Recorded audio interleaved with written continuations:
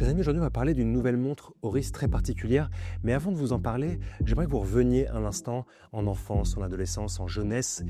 Souvenez-vous, 1964, les débuts de la publication Marvel, Daredevil, ce film exceptionnel avec Ben Affleck et la présence d'un super vilain qui lui n'apparaît que chez Marvel dans la deuxième moitié des années 70, un super vilain qui s'appelle Bullseye ou le tireur, qui est, vous savez, malheureusement il n'a pas de super pouvoir, mais il peut prendre un peu n'importe quel objet du quotidien et en faire une arme mortelle. Vous savez, par exemple, il envoie des cartes de jeu comme ça peut trancher des gorges ou envoyer des petits pics à haute vitesse, notamment dans le film avec Ben Affleck. Bref, tout ça pour vous dire que Bullseye, c'est le super vilain de Daredevil, c'est l'ennemi de Daredevil. Bullseye, c'est également l'idée d'une cible, c'est également l'idée d'un œil de taureau. Tout ça pour vous dire que c'est surtout en fait ce qui va inspirer le cadran d'une magnifique Oris que on a le plaisir de vous présenter aujourd'hui, qui prend corps dans la Big Crown Pointer Day. C'est tout de suite, c'est seulement sur les rabilleurs et promis, il n'y a pas de carte tranchante.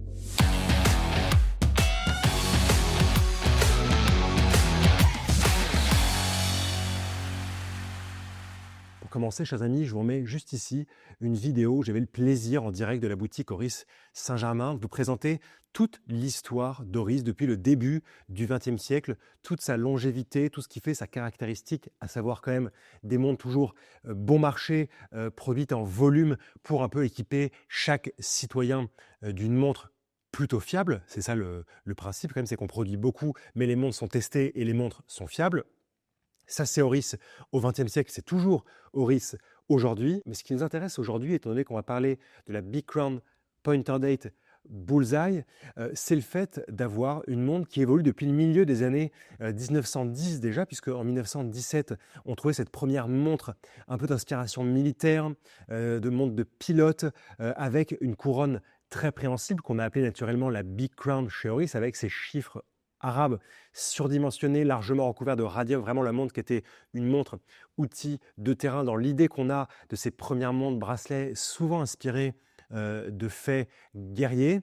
Et on va avoir en 1938 l'apparition de la Big Crown, toujours cette idée de couronne assez large, préhensible, Pointer Date, avec donc un affichage de la date par aiguille centrale qui se finit la majorité du temps par un petit croissant de lune, une complication fort sympathique, toujours une complication de date qui a été popularisée par Oris très largement, qui est toujours un de ses modèles phares aujourd'hui et qui évidemment donne lieu à la nouveauté dont je vous parle. Mais la Oris Big Crown Pointer Date Bullseye que je vous présente aujourd'hui, cette façon de faire le cadran, à savoir avec au centre une couleur claire, ici plutôt blanche opaline, ensuite un tour d'heure foncé, noir et pour la minuterie encore la même couleur qu'au centre. Cette façon de faire une sorte de cadran à secteur n'est pas nouvelle ni dans l'horlogerie et surtout ni chez Oris. J'ai eu le plaisir de voir à nouveau il y a quelques jours Ulrich Herzog qui est à la tête de la marque de montres Oris, qui a été dans les années 70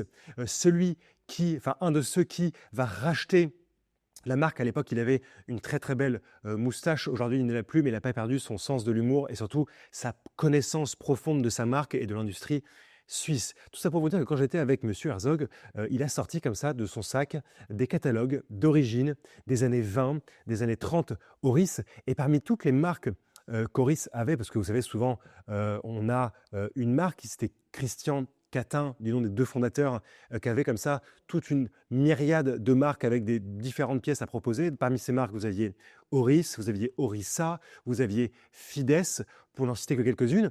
Et dans un des catalogues, j'ai pu voir une très belle montre de poche Fides qui présentait justement cette alternance de blanc et de noir, cette idée de bullseye, cette idée de cible dans une montre de poche. Et Oris, parfois, comme ça, va piocher dans son riche passé, non pas forcément pour des formes de boîtier, mais en tout cas pour des inspirations de cadrans. Et là, l'inspiration était toute trouvée. Même si les premiers cadrans bullseye se voient chez Oris dans les années 10, moi, celui que j'ai vu, c'est plutôt fin des années 20, Oris va se servir de ces modèles pour penser une montre aujourd'hui qui n'est autre que la Oris Big Crown Pointer Date Bullseye.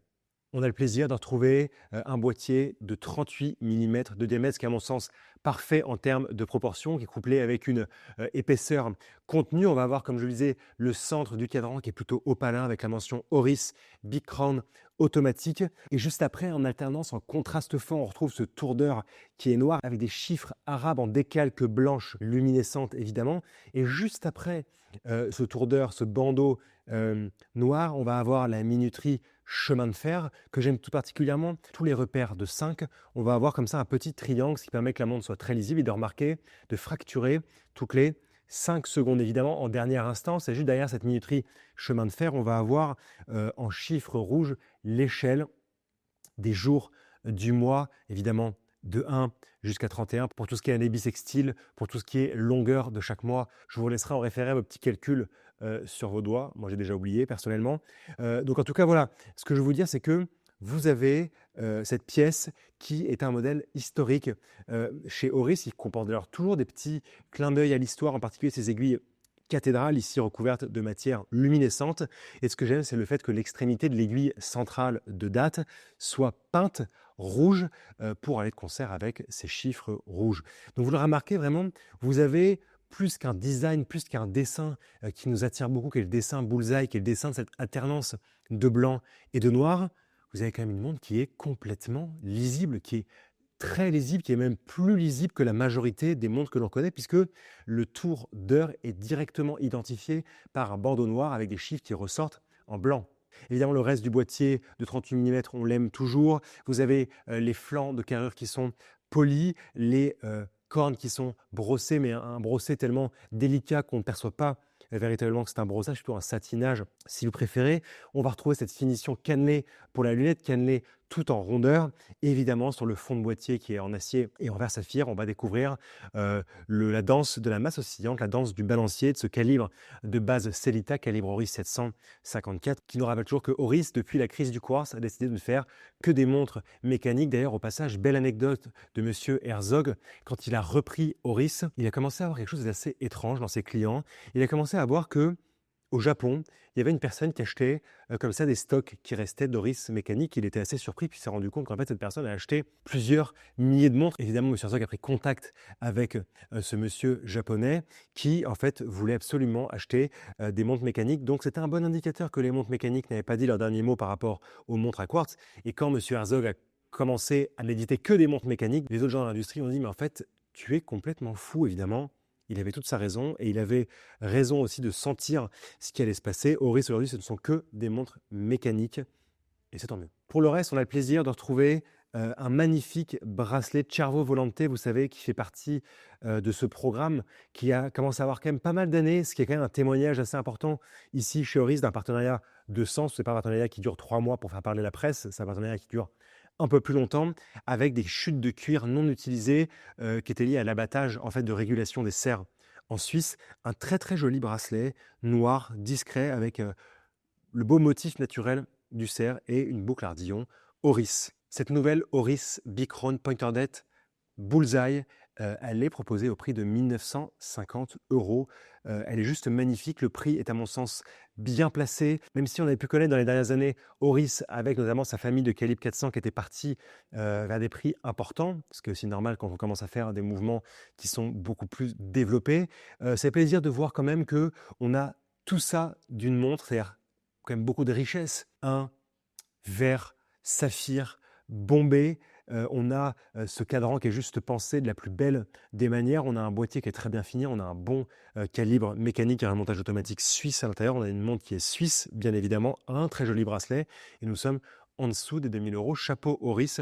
Si vous rencontrez le tireur, peut-être vous pouvez lui demander de faire un essai pour envoyer comme ça la corne d'une des montres dans l'œil de quelqu'un ou dans le cou de quelqu'un que vous n'aimez pas. Évidemment, ne le faites pas. Il faut aimer ses ennemis, c'est très important et c'est comme ça qu'on avance au quotidien. Chers amis, c'est tout pour moi aujourd'hui, c'est tout pour moi avec cette magnifique Oris Bullseye qui n'est pas un super vilain et qui trouvera l'adoption de quelques beaux poignets. Dites-nous ce que vous pensez en commentaire de cette nouveauté Oris. On vous aime, on vous dit à très bientôt. Merci.